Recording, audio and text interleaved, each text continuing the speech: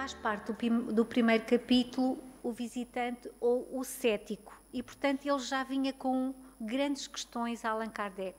E vamos continuar, então, neste tema, que é os médios interesseiros. Então, o visitante ou o cético faz esta questão a Allan Kardec. Antes de se lançarem a um estudo de grande fôlego, algumas pessoas gostariam de ter certeza de não perder seu tempo, certeza esta que lhes daria um facto concludente, ainda que tivessem de pagar. Ou seja, pessoas que recorrem a médiuns. E diz ele que, para não andarem a perder tempo, não se importariam de pagar. E Allan Kardec responde: dentre aqueles que não querem ter trabalho de estudar, há mais curiosidade do que desejo verdadeiro de aprender. Vejam bem, porque realmente, quando nós estamos mesmo dispostos e queremos mesmo saber, nós procuramos, não é? Procuramos as respostas, estudamos, vamos analisar, vamos ler esta obra, vamos procurar as respostas. E por isso é que ele nos diz aqui, se de facto houvesse um desejo verdadeiro, estudava-se, não é? Ora, os espíritos gostam tanto de curiosos quanto eu. O que é que isto querá dizer? Além disso, a cobiça lhes é antipática demais e eles não se prestam a nada que possa satisfazê-la. Seria preciso fazer uma imagem muito falsa para crer que espíritos superiores como Fénelon, Bossuet, Pascal, Santo Agostinho, por exemplo, se colocassem às ordens do primeiro mercenário que chegasse. Não, senhor. As comunicações de além-túmulo são uma coisa muito séria e exigem muito respeito para servirem de exibição. Ou seja, espiritualidade superior, de maneira nenhuma, proporciona este tipo de comunicações. Se não forem médiuns sérios e se não forem reuniões sérias, a espiritualidade superior não se manifesta. Jamais para quem é simplesmente curioso, que recorre de facto aos médiuns para saber determinadas questões que não são para a sua evolução. Sabemos também que os fenómenos espíritas não funcionam como as peças de uma máquina. Eles dependem da vontade dos espíritos, até mesmo tendo a aptidão medianímica. Ninguém pode prometer obtê-los num momento determinado. Se os incrédulos são levados a suspeitar da boa-fé dos médiuns em geral, seria bem pior se houvesse neles um estímulo de ganho. Poderíamos com razão suspeitar do médium pago para fingir o fenómeno, quando o espírito não se manifestasse, pois ser-lhe-ia preciso, antes de tudo, ganhar o seu dinheiro. Ora, exatamente. Então, se nós vamos recorrer a um médium e esse médium cobra, logo aí deveremos suspeitar. Porquê? Porque se nós vamos pedir determinadas orientações ou determinadas respostas e o médium não tem essa manifestação dessa espiritualidade, ele muitas das vezes deixa-se envolver e até pode mentir, criar uma manifestação que não seja verídica. Portanto, quando o médium trabalha e que não cobre, é evidente que aí não há como enganar, porque aquele médium está a dar de si próprio, não é? O engano será muito difícil de acontecer. Poderá acontecer por outros motivos, porque é um ser humano e é falível e, como eu disse na outra hora, o médium muitas das vezes não consegue ainda captar bem as mensagens dos espíritos. Pode acontecer, mas, por norma, o médium sério que trabalha com uma conduta cristã num centro espírita, sem que cobre algum dinheiro, por norma, as manifestações são de facto verdadeiras. Então, como Allan Kardec dizia, ao cobrar, então, aí nós poderíamos tirar a conclusão que pode haver realmente enganos. porque a pessoa que vai pagar quer ser servida, não é? E o médium acaba por ser, no fundo, forçado até a dar essa resposta, ou a resposta que muitas das vezes a pessoa procura, não aquela que ela precisa de ouvir. Além do desinteresse absoluto, ser a melhor garantia de sinceridade. Lá está. Se não há interesse em dinheiro, é sempre a maior garantia de que, de facto, é verídico. Ofenderia a razão pagar para chamar os espíritos das pessoas que nos são queridas, supondo que eles consentissem nisso, o que é mais do que duvidoso. Só viriam espíritos de condição inferior, pouco escrupulosos, que não mereceriam nenhuma confiança, e mesmo estes têm o prazer maligno de frustrar as combinações e os cálculos de seus mentores. Ou seja, quando há aqui um trabalho como se fosse uma profissão, ou seja, cobrando, por norma, os espíritos que envolvem aquele médium são como aquele médium. Espiritualidade não precisa de dinheiro, não é? Só realmente se for a mais ignorante, aquela que ainda gosta, de facto, de mentir, de se comprazer com o mal, no fundo, não é? A natureza da faculdade medianímica se opõe desta forma a que ela se torne uma profissão, já que ela depende de uma vontade estranha ao médium e que pode faltar-lhe no momento em que ele precisar, a menos que este possa substituí-la pela habilidade. Lá está. Portanto, porque a mediunidade não quer dizer que nós a tenhamos sempre. A qualquer momento ela pode realmente falhar, não é? E quando se faz dela uma profissão, então deixamos de ser médiuns, mas sim habilidosos. Mas mesmo admitindo uma inteira boa-fé, uma vez que os fenómenos não são obtidos pela vontade, seria uma obra do acaso se na sessão paga se produzisse exatamente aquilo que desejassem ver para acreditar. O senhor poderia dar 100.000 francos a um médium, que este não obteria dos espíritos aquilo que eles não querem fazer. Esse engodo, que desnaturaria a intenção e a transformaria num violento desejo de lucro, seria um motivo para que ele não o obtivesse. Se estivermos bem conscientes de que a afeição e a simpatia são os maiores motivos de atração para os espíritos, compreenderemos que eles não podem ser solicitados com a ideia de nos utilizarmos deles para ganhar dinheiro. Portanto, espiritualidade superior jamais se deixa envolver neste negócio. Por isso está fora de questão o médium que cobra dizer que é o espírito do Dr. Sousa Martins, ou enfim, outros espíritos de Santo Agostinho, ou seja, quem for, dizerem que são os seus guias ou os seus mentores.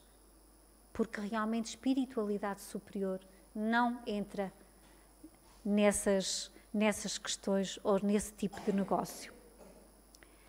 Quem tiver necessidade de factos para convencer-se deve provar aos espíritos sua boa vontade por meio de uma observação séria e paciente, se quiser ser ajudado, mas se é verdade que na fé não se manda, é também verdade que ela não se vende. Lá está, não se vende. As coisas da espiritualidade não se vendem. O visitante pergunta então, de seguida: compreendo esse raciocínio do ponto de vista moral. Entretanto, não é justo que aquele que põe seu tempo a serviço de uma causa seja indenizado se isto o impede de trabalhar para viver? Viram esta questão? E Allan Kardec responde: primeiramente, é no interesse da causa que ele o faz ou no seu próprio. Ou seja, Deus dá-nos a faculdade de sermos médiuns. Para quê? Para servirmos, não para sermos servidos, não para a utilizarmos para nosso proveito pessoal, de maneira alguma, não para eu resolver as minhas questões, nem numa reunião mediúnica Nós, como trabalhadores, médios, doutrinadores, vamos levar os nossos problemas pessoais para ali. Estamos ali para quê? Para servir, para nos colocarmos à disposição da espiritualidade maior, para de facto ajudarmos a entidades mais necessitadas. Portanto, Allan Kardec disse exatamente e muito bem. Perguntou, é no interesse da causa que ele o faz ou no seu próprio? Se ele deixou a sua profissão é porque não estava satisfeito e esperava ganhar mais ou ter menos trabalho nesta outra. Não há nenhum devotamento em doar seu tempo quando é para tirar proveito disso. Quer dizer que não há mérito nenhum, nem proveito espiritual para quem trabalha como médium cobrando. O mérito é unicamente quando é voluntário. E se todos vocês perceberem, no centro espírita, todos os trabalhadores têm os seus trabalhos. E todas as sessões são sempre, normalmente, ao final do dia ou à noite, não é? Porquê? Porque todos nós temos as nossas profissões, os nossos trabalhos. E aqui nada se cobra, não é? Portanto, por aí se vê que há uma grande diferença. É exatamente como se disséssemos que é no interesse na humanidade que o padeiro fabrica pão. A mediunidade não é o único meio. Sem ela seriam obrigados a ganhar a vida de outra forma. Os médiuns verdadeiramente sérios e dedicados, quando não têm independência financeira, procuram os meios de viver do seu trabalho e não abandonam sua profissão. Vejam bem, não abandonam a sua profissão. Portanto, está errado quando o médium resolve deixar a sua profissão, o seu trabalho, para se dedicar às questões espirituais e dizer que tem que, no fundo, tem que ganhar dinheiro com isso porque tem que viver. Está errado. O médium tem que continuar a ter o seu trabalho normalmente, para que não haja, de facto, ali, no fundo, a corrupção. Só consagram à mediunidade o tempo que podem oferecer sem se prejudicarem. Ou seja, a mim, como médium ou como trabalhadora desta casa, não me é exigido que eu venha para cá todos os dias, de manhã, à tarde e à noite. Não. Só me é solicitado vir quando eu tenho essa disponibilidade. Porque também eu, como qualquer outro ser ou qualquer outro trabalhador, nós vivemos neste mundo material e precisamos trabalhar e, no fundo, honrar as nossas dívidas, as nossas despesas, não é? Portanto, lá está, consagram à mediunidade o tempo que podem oferecer sem se prejudicarem. Se eles lhe dedicam seu tempo de lazer e de repouso, é por devotamento. São estimados e respeitados mais ainda por isso. Ou seja, a espiritualidade é assim que quer. E é assim que a espiritualidade superior nos auxilia cada vez mais. Porque nós trabalhamos de coração sincero como voluntários. A multiplicidade de médiuns nas famílias torna inúteis os médiuns profissionais, mesmo supondo que eles oferecessem todas as garantias necessárias, o que é raro. Sem a desconfiança ligada a esse tipo de exploração, e para a qual me felicito de ter contribuído grandemente, veríamos pulular os médiuns mercenários e os jornais cobrirem-se com seus anúncios. Ora, para cada um que fosse honesto, haveria 100 charlatões que, abusando de uma faculdade real ou simulada, causariam grande prejuízo ao espiritismo. Tanto, e nós sabemos, pegamos num jornal e quantas vezes nós vemos, até nos nossos carros aparecem umas folhinhas a publicitar: este médium é aquele que resolve estes problemas. Acabamos por cair no charlatanismo. Temos por princípio que todos aqueles que não veem no espiritismo uma exibição de fenómenos curiosos, que compreendem e defendem a dignidade, a consideração e os verdadeiros interesses da doutrina, reprovam toda a espécie de especulação, sob qualquer forma ou disfarce que ela se apresente. Os médiuns sérios e sinceros, e dou esse nome àqueles que compreendem a santidade do mandato que Deus lhes confiou, evitam até as aparências do que pode atrair sobre eles a menor suspeita de cobiça. A acusação de tirar algum proveito de sua faculdade será vista por eles como uma injúria. Ou seja, um verdadeiro médium não anda aqui com uma folhinha estampada na nossa cabeça a dizer eu sou médium. Não, somos sempre discretos. Não queremos, de facto, publicitar. Fazemos tudo de uma forma discreta. O verdadeiro médium sério é assim que faz.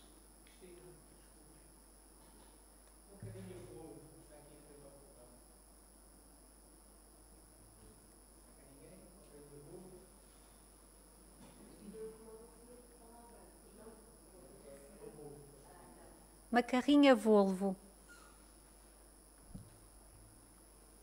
Convenha, Senhor, por mais incrédulo que o Senhor seja, que um médium nessas condições lhe dará uma impressão totalmente diferente do que se tivesse pago o seu lugar para vê-lo trabalhar, ou mesmo tendo obtido uma entrada de graça, soubesse que havia por trás de tudo uma questão de dinheiro. Convenha que, vendo o primeiro movido por um verdadeiro sentimento religioso, estimulado somente pela fé e não pelo lucro, ele involuntariamente ganhará o seu respeito, mesmo sendo o mais humilde proletário, e lhe inspirará mais confiança, pois o Senhor não terá nenhum motivo para suspeitar de sua honestidade. Pois bem, encontrará 1000 destes contra um, e é esta uma das causas que contribuíram grandemente para a propagação da doutrina, que se tivesse apenas intérpretes em terceiros, não contaria com um quarto dos adeptos que tem hoje. Evidente, a doutrina espírita tem vindo a desenvolver, tem vindo de facto a espalhar-se pelo mundo inteiro e até aqui em Portugal, não é? Porque realmente, pela seriedade com que realmente se trabalha, pela forma cristã com que se trabalha. Sabemos muito bem que os médiuns profissionais são excessivamente raros, pelo menos na França, que eles são desconhecidos na maioria dos centros espíritas das províncias, onde a reputação de mercenários bastaria para excluí-los de todos os grupos sérios e onde para eles o trabalho não seria lucrativo em razão do descrédito que teriam e da concorrência dos médiuns desinteressados que existem em todo o lugar. Para suprir, seja a faculdade que lhes falta, seja a insuficiência de clientes, há supostos médiuns que ganham praticando jogos de cartas, a clara do ovo, a borra do café, etc., para satisfazer todos os gostos, esperando com isso atrair aqueles que acreditam ainda nessas bobagens. Porque a maior parte das vezes, quando nós recorremos a um médium e até estamos dispostos a pagar, o que nós queremos é ouvir aquilo que queremos ouvir. É essencialmente isto, não é? E, portanto, um médium que pratica, no fundo, a mediunidade como profissão, acaba por cair neste erro. Se eles só prejudicassem a si mesmos, o mal seria menor, vejam bem, se prejudicassem apenas a eles como médiuns. Mas existem pessoas que, sem irem mais longe, confundem o abuso com a realidade e os mal-intencionados aproveitam para dizer que é nisso que consiste o espiritismo. Como vê, a exploração da mediunidade traz abusos prejudiciais à doutrina. O espiritismo sério tem razão de desautorizá-la e repudiá-la como auxiliar.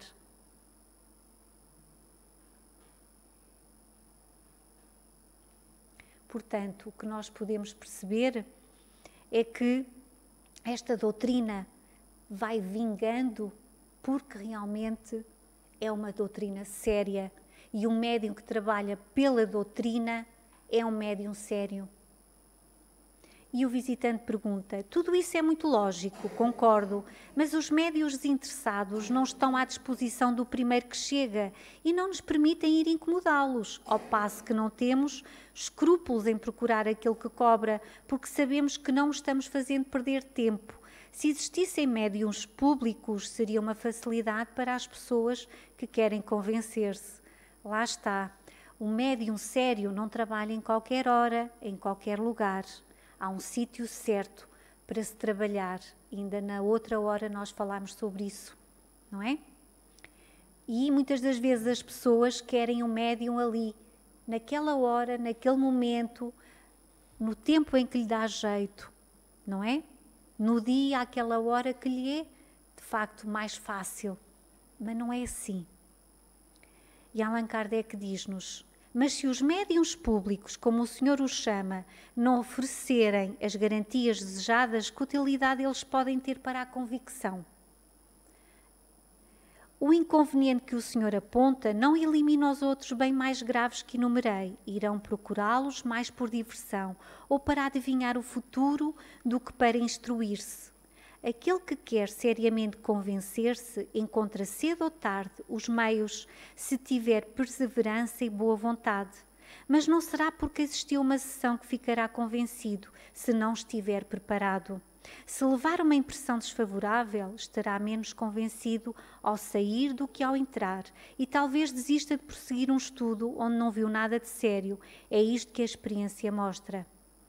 Mas ao lado das considerações morais, os progressos da ciência espírita nos mostram hoje uma dificuldade material que não supunhamos no princípio, fazendo-nos conhecer melhor as condições nas quais as manifestações se produzem. Essa dificuldade prende-se às afinidades fluídicas que devem existir entre o espírito evocado e o médium. Então, continuando, ponho de lado qualquer suspeita de fraude e de trapaça e suponho a mais completa lealdade. Para que um médium profissional pudesse oferecer toda a segurança às pessoas que viriam consultá-lo, seria preciso que ele possuísse uma faculdade permanente e universal, ou seja, que ele pudesse comunicar-se facilmente com todo o espírito e a qualquer momento, para estar constantemente à disposição do público como um médico e satisfazer todas as evocações que lhe fossem solicitadas. Ora, nenhum médium pode fazer isso, muito menos entre aqueles que não são tão desinteressados, por motivos independentes da vontade do espírito, mas que não posso enumerar aqui, pois não estou dando um curso de espiritismo. Limitar-me-ei a dizer que as afinidades fluídicas, que são o próprio princípio das faculdades medianímicas, são individuais e não gerais, e que elas podem ser do médio para um determinado espírito e não para o outro.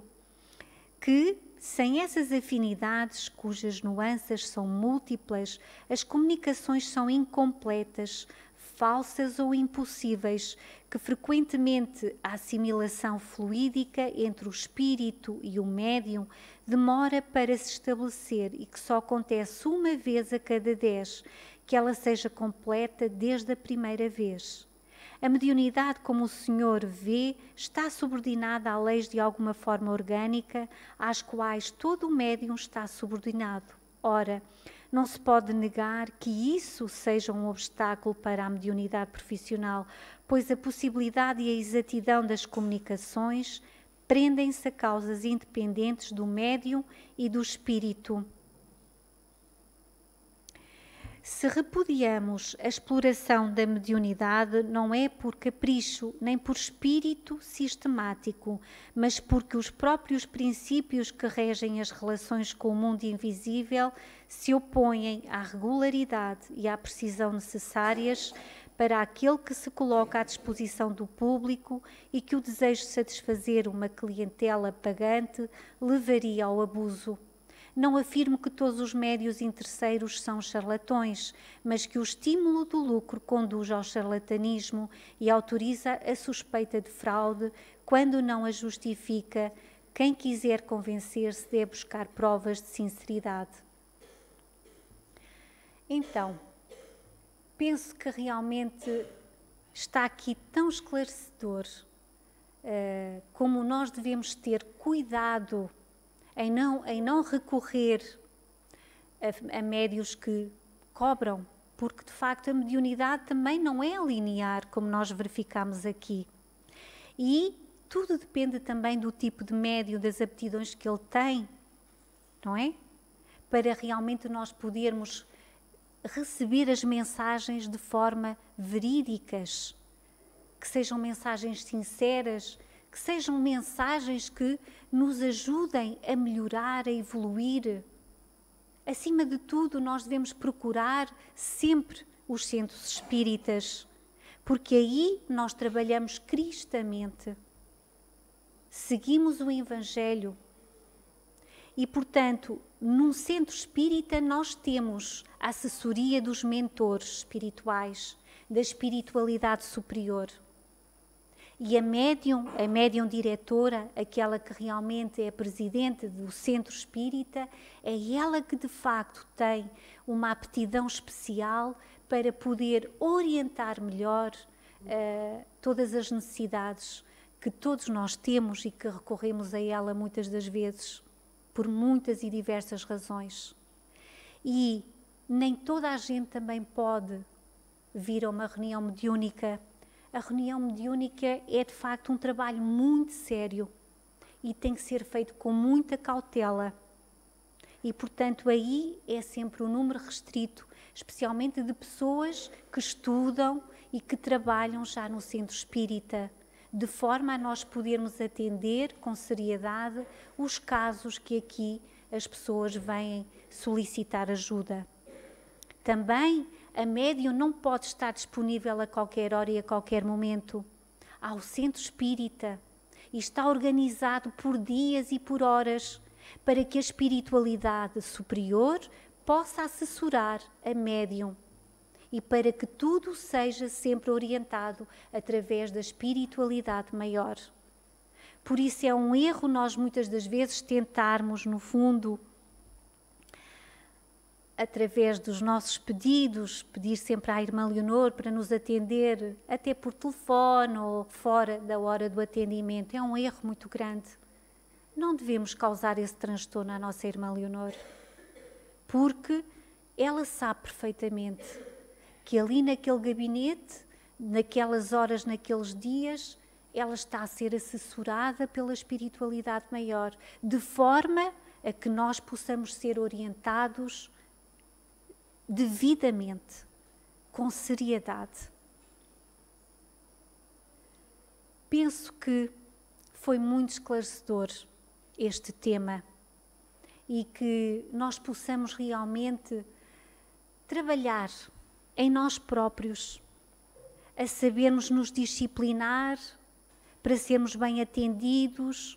Há um trabalho que está orientado, organizado, sempre com a orientação da espiritualidade maior, porque não penseis que um centro espírita é criado exclusivamente por 4 paredes ou por meia dúzia de trabalhadores encarnados. Não, um centro espírita forma-se primeiro na dimensão espiritual e depois é trazido aqui para o material. Portanto, que nós saibamos ser também mais tolerantes, mais humildes, termos paciência, porque realmente estes médiuns que vêm com uma missão para ajudar têm uma grande tarefa e querem executá-la também da melhor forma possível. Que possamos nós também não aborrecer, sermos compreensivos e tolerantes, percebermos como é que funciona um centro espírita.